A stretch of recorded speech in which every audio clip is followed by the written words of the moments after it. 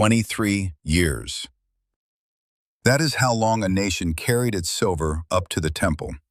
Dedicated money, given willingly, brought faithfully, year after year, by people who believed it was going to repair the house of God.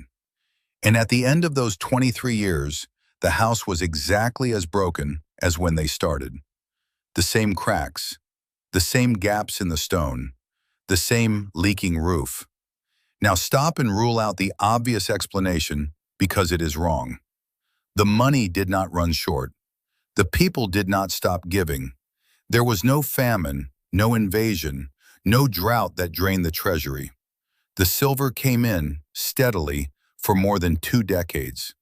It simply never became a repaired wall. And that is a stranger problem than theft. Theft you can trace. This was money that arrived, was received by trustworthy men, and then somehow just sat, while the thing it was collected for fell further into ruin. The king who finally solved it did not raise more money. He did not audit anyone or arrest anyone. He changed one thing about who touched the silver on its way to the wall. And almost immediately, the house that could not be repaired in 23 years was repaired. There is a single Hebrew word at the center of the fix, and it is not a word about money. It is a word about who can be left unwatched. So the question is not where the money went. It is why a fully funded work can die in the hands of the very people trusted to do it. Stay to the end, and there is a prayer waiting. But first, the ledger. Here is the arrangement as it began. 2 Kings chapter 12. The young king Joash gives an instruction about the temple, which had fallen into disrepair over a generation of neglect. All the money of the dedicated things that is brought into the house of the Lord, let the priests take it to them, every man of his acquaintance, and let them repair the breaches of the house. Read that carefully because the whole problem is hidden in it. The priests are to take the money, each from the people he knows, and the priests are to repair the house. The same men collect the funds and carry out the work. On paper, that is efficient. The people who receive the money are the people responsible for the result. Who better? And for a while, nobody questions it. The money comes in. The priests receive it. The system runs. Then comes one of the quietest, most devastating verses in the historical books. Verse 6. But it was so that in the 23rd year of King Jehoash, the priests had not repaired the breaches of the house. The 23rd year, 23 years of collection, 23 years of dedicated silver flowing to the men responsible, and not one breach repaired. Here is the crack in the story, and it is the crack the whole video turns on. Nobody in this account is ever accused of stealing. The text does not say the priests pocketed the money. Something quieter and more common was happening. The men collecting the money were also the men who had to do the work. And a broken temple was not costing them anything. Their income came, their position held, whether the wall was repaired or not. The money arrived into hands that had every reason to receive it and no particular reason to spend it. So it sat. For 23 years.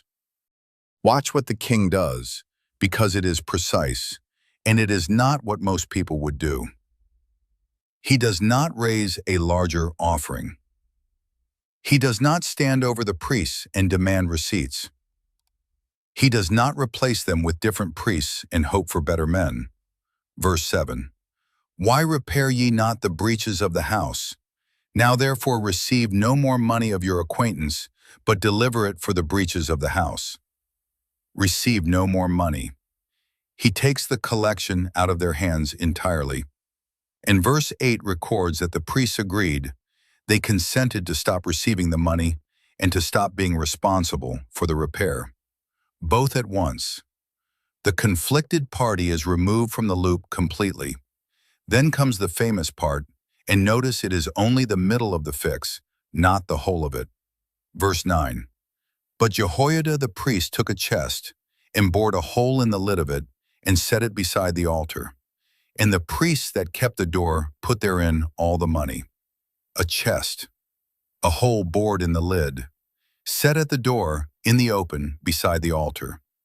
The giver drops the silver straight through the lid, and it is not in any middleman's hands on the way. The money no longer passes through the people who benefited from it sitting still. It goes into a sealed box, in public, at the threshold. That is the second part, structural distance. Put the money where no conflicted hand has to carry it. And the third part is where it actually reaches the wall. When the chest was full, the king's scribe and the high priest counted it together. 2 officials, in the open, and then handed it directly to the workmen, the carpenters, the masons, the hewers of stone. Timber and cut stone were bought with it. The money went the shortest possible distance from the giver to the repair. Remove the conflicted party, create distance, route it straight to the doers. That is the entire mechanism. And the text adds one more detail that shows how disciplined this was. The money that came through that chest was not spent on silver basins, or snuffers, or bowls, or trumpets, or vessels of gold for the temple. Not one coin went to the beautiful, prestigious, fundable things. It all went to the workmen, and to timber and stone, and to the actual repair. The glamorous objects could wait. The breach in the wall could not.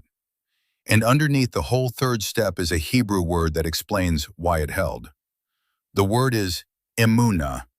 It means faithfulness, steadfast, reliable, the kind of trustworthiness you do not have to supervise. Hold on to it, because in the next act, that one word turns the whole story inside out. One question before the last turn, and drop your answer below with your city and country. Think of one thing you keep putting money into that never seems to actually improve. A budget, a project, a fund, a repair that has been coming for years. You do not have to name names. Just ask yourself the uncomfortable version of the question. Does everyone handling that money have a real reason to want it finished? Tell me honestly in the comments whether they do.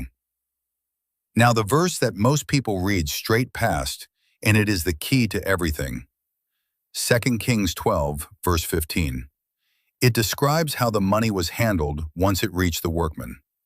Moreover, they reckoned not with the men, into whose hand they delivered the money to be bestowed on workmen, for they dealt faithfully.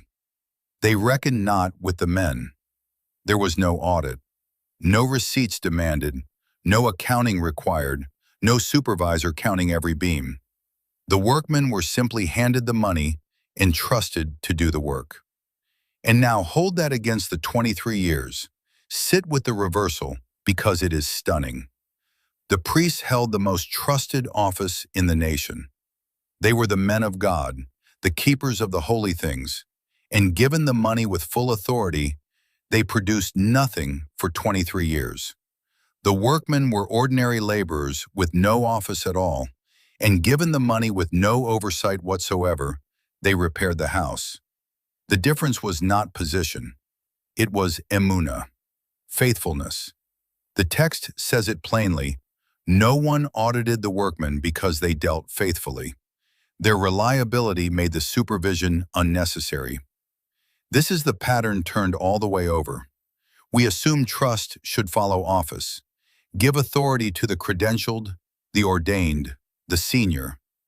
But in this account, the office produced nothing, and the faithfulness produced everything. Trust did not belong to the position. It belonged to the character. And this is worth sitting in, because we get it backwards constantly. We hand the budget to the person with the impressive title, and then wonder, year after year, why nothing ships. Meanwhile, the person who quietly finishes everything they touch is never given the resources because they do not have the rank. Joash's reform was, at heart, a correction of exactly that instinct. He moved the money off the office and onto the faithfulness. He stopped paying for position and started paying for reliability. And look what happened once the money reached faithful hands. The Chronicles account of the same event says the people brought their offerings and rejoiced, and gathered money in abundance, and the work was perfected. The house was set in order and made strong. 23 years of nothing, and then, once the silver ran straight to faithful workmen, not only was the repair finished, there was money left over. The funds were never the problem. The hands were the problem. So here is the principle, and then here is what to do with it. When something you fund never improves, your instinct is to ask whether there is enough money. Almost always there is. The better question is the one Joash asked. Who is handling it on the way to the work? And do they have any reason to want the work finished? Because a broken thing is not costing everyone equally.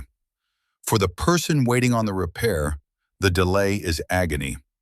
But for the person administering the funds, a project that stays unfinished can be perfectly comfortable. The money keeps flowing to them, the position keeps its purpose, and completion would actually end a convenient arrangement. Nobody has to be a villain for this to happen. They only have to be unharmed by the delay. Now, the two things this is not, because both are easy to slide into. This is not a claim that the people in charge are thieves. The text is careful.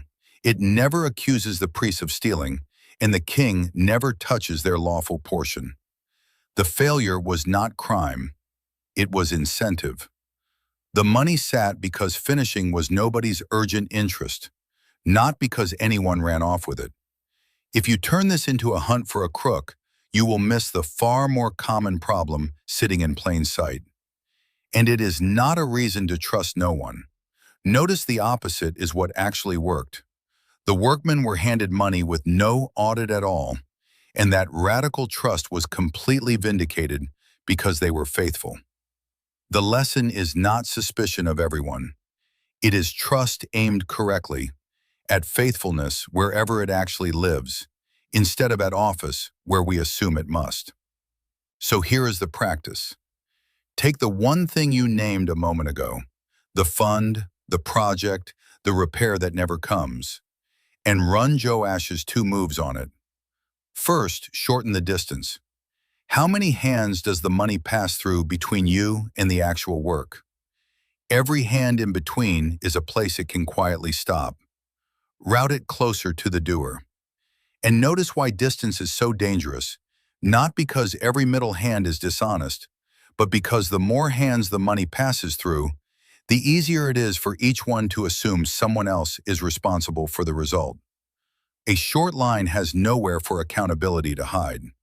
A long one has a hiding place at every link. Second, aim your trust at faithfulness, not at title. Who in this arrangement has actually done what they said they would do, reliably, when no one was watching? That is where the money should go, whatever their rank. And if the honest answer is that the money is sitting with someone who has no reason to finish, you already know why the house is still broken. 23 years of silver, given faithfully into trusted hands, and a house that stayed broken the entire time. Not stolen, just stalled, sitting in the hands of men who were not harmed by the delay. And the fix was not more money and not more suspicion. It was a chest with a hole in the lid, at the door, in the open, the silver dropping straight past the people who benefited from it sitting still, into the hands of workmen faithful enough that no one had to watch them. The funds were never the problem. The distance was the problem, and the hands were the problem. So when the thing you are pouring into will not come right, do not start by asking for more. Ask who is holding it on the way, and whether they have any reason to want it done. Shorten the distance. Trust the faithful, not the titled. And watch a thing that could not move for a generation finally reach the wall. If this gave you a question to ask about something in your own life, subscribe. Each study takes one text and reads it in full, the way it was written. New scrolls every Tuesday and Friday. And to close, a prayer about faithful hands. Father, I have blamed empty treasuries for what were really stalled hands. I have asked for more when the trouble was never the amount. Give me the honesty to see where good money is quietly sitting still, held by people the delay does not cost, and give me the courage to move it closer to the work. And make me one of the faithful ones. Let me be a person who can be handed something and trusted to finish it, with no one watching, no one auditing, no one made to reckon with me, because I dealt faithfully. Keep me from measuring people by their office instead of their faithfulness, and keep me from hiding my own idleness behind a title. The silver is yours, and the work is yours. Let it reach the wall. Let the house be repaired. In the name of Jesus Christ. Amen. One chest, one hole bored in a lid, one short, honest distance between the gift and the work. 23 years of stalled silver ended not because the nation gave more, but because the money finally ran straight to hands faithful enough to be left alone with it. The world will tell you the problem is always the budget. Raise more, it says. Give more. But there are broken walls that no amount of new money will ever repair, because the trouble was never the amount. It was the hands the money died in. So find the faithful and put the work in their hands. Then get out of the way. Shorten the distance.